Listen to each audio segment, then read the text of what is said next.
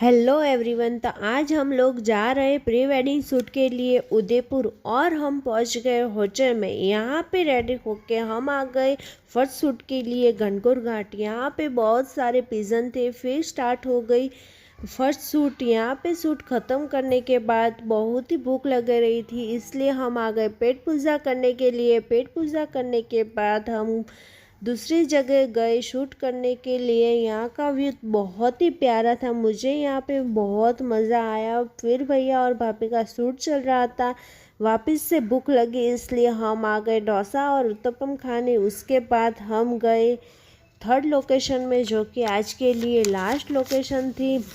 यहाँ पे शूट करते यहाँ पे बाइक वाला शूट चल रहा था। यहाँ पे शूट ख़त्म करते करते रात हो चुकी थी। आज का दिन बहुत ही थकान भरा सा था। Thank you for watching. Video अच्छी लगी हो तो लाइक शेयर और सब्सक्राइब करना।